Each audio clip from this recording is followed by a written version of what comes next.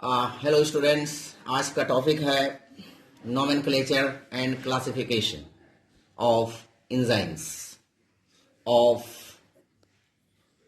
Enzymes. Enzyme का नाम और उसका क्लासेस। तो एक तो जो रवाज है, जैसे सबस्ट्रेट के आखिर में एज लगा देते हैं। जैसे यूरिया पर काम करने वाला एंजाइम यूरिएज, फॉस्फेट पर काम करने वाला एंजाइम फॉस्फेटेज। तो यूरिया सबस्ट्रेट है जिस पर कि वो एंजाइम काम करता है, फॉस्फेट सबस्ट्रेट है जिस पर कि वो एंजाइम काम करता है, और उसके आखिर में यानी सफिक्स में एज लगा देते हैं। दूसरा, as per nature of reaction they catalyse, यानी किस तरह का रिएक्शन को वो कैटालाइज करता है। जैसे डीहाइड्रोजिनेज यानी removal of hydrogen transfer, transferase यानी ट्रांसफर ऑफ केमिकल ग्रुप्स, अगर केमिकल ग्रुप्स को ट्रांसफर करता है तो उसका नाम ट्रांसफेरेज हो गया। हाइड्रोजन को करता है तो डीहाइड्रोजिनेज हो गया। CO2 रिमूव करता है तो डीकार्बोक्साइलेज हो गया।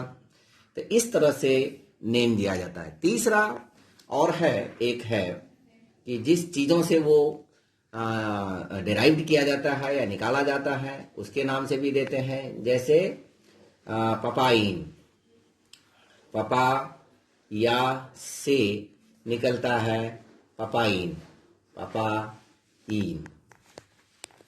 और कुछ नाम ऐसा होता है जो बिल्कुल अलग होता है, जैसे टाइलिन, ग्लूटीन जो कॉर्न से निकाला जाता है। तो एंजाइम का नेमिंग करने के लिए इंटरनेशनल यूनियन ऑफ बायोकेमिस्ट्री है, जो कि एंजाइम को 6 क्लासेस में बांटा है, फिर उसको सब क्लासेस में बांटा है, फिर उस सब क्लास को सब क्लास में बांटा है। इसके लिए मैं एक एग्जाम्पल लेता हूं। जैसे यहाँ पर एक एग्जाम्पल लिया है EC1661। ये एक एंजाइम का IUB के हिसाब से नाम है, नाइट्रेट ऑक्सीडो रिडक्टेज, इस एंजाइम का ये नाम है। तो इसमें EC जो है ये एंजाइम कमीशन को इंडिकेट करता है। ये 1, पहला वाला 1 जो है ये इंडिकेट करता है इसके क्लास को कि ये ऑक्सीडो रिडक्टेज है। दूसरा ये 6 जो है ये इसके सब क्लास को इंडिकेट करता है।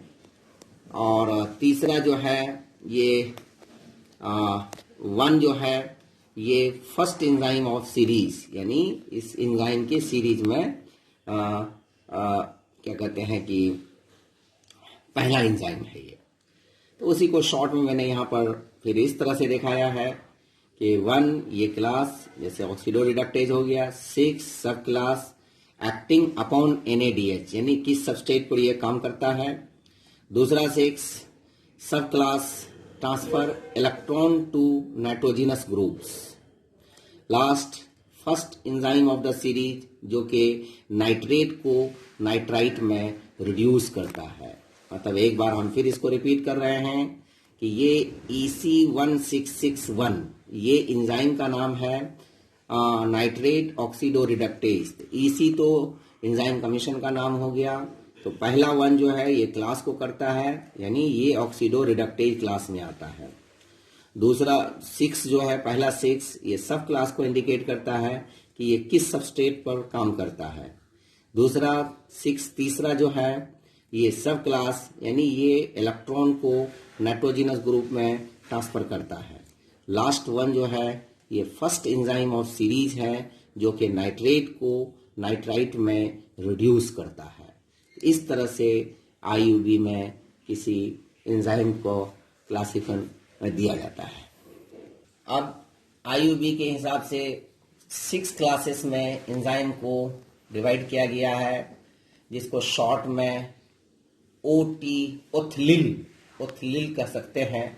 OTHLIL, O से ऑक्सीडो रिडक्टेज, T से ट्रांसफेरेज, H से हाइड्रोलेजेस, L से लाइजेजेस, I से आइसोमेरेजेस और L से लाइगेजेस। ये 6 क्लास ऑफ एंजाइम है। और ऑक्सीडो रिडक्टेज, जैसा कि नाम बता रहा है, ये ऑक्सीडेशन रिडक्शन को कैटालाइज करता है। इसका एग्जाम्पल है कैटालेज, परऑक्सीडेजेस, हाइड्रोलेजेस, हाइड्रोक्सीलेजेस, ऑक्सीजनेजेस, ऑक्सीडेजेस, जिसको मैंने शॉर्ट में फूक लिखा है। फूक, परऑक्सीडेज, हाइड्रोलेज, एक ओ से ऑक्सीजनेज, दूसरा से ऑक्सीडेजेस, तीसरा सी से कैटालेजेस, फूक।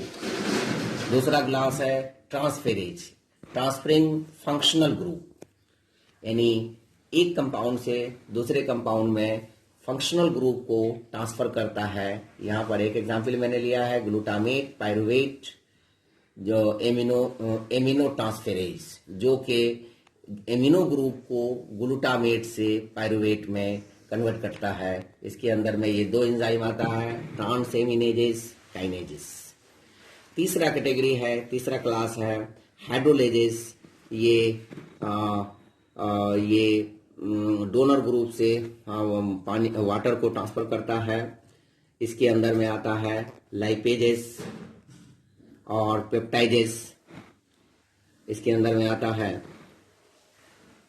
और ये इस तरह के बॉन्ड पर अटैक करता है, क्लीव करता है। Carbon oxygen bond, carbon nitrogen bond, oxygen phosphorus bond, carbon sulphur bond. इसके अंदर में ये दो आता है, lipases and peptidases. Fourth category है लाइजेजेस।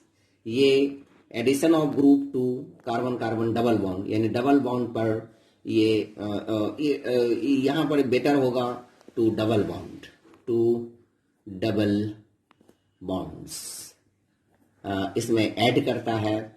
और इलेक्ट्रॉनिक रीअरेंजमेंट के जरिए ये रिएक्शन को कैटालाइज करता है, ये लाइजेजेस क्लासेस। हाँ, डी कार्बोक्सिलेज जैसे वो एंजाइम जो कि CO2 ग्रुप को रिमूव करता है।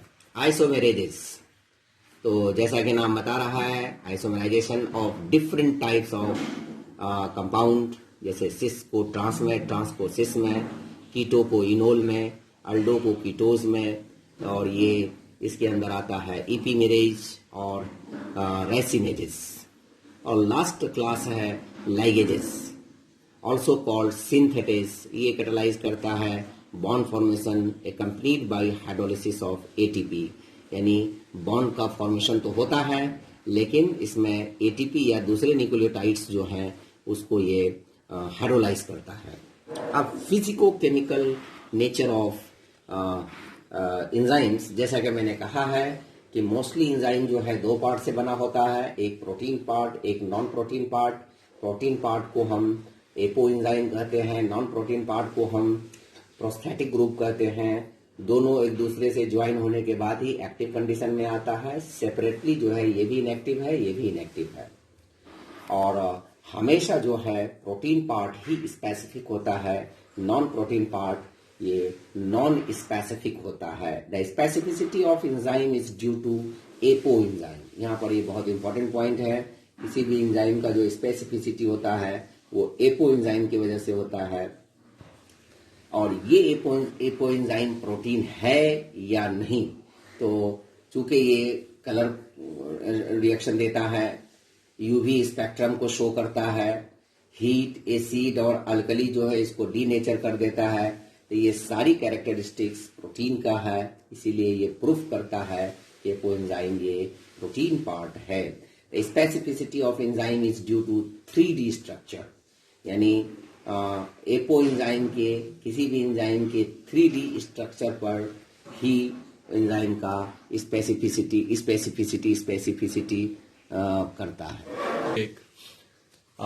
एपो एंजाइम, यहाँ पर मैंने एक डायग्राम बनाया है और इस डायग्राम के जरिए ये जैसे प्रोस्थेटिक ग्रुप है, ये प्रोटीन पार्ट है, ये आपका प्रोटीन पार्ट, ये है आपका नॉन प्रोटीन पार्ट, दोनों एक दूसरे से अटैच है। प्रोटीन पार्ट को एपो एंजाइम कहते हैं, जैसा कि मैंने पहले बताया है।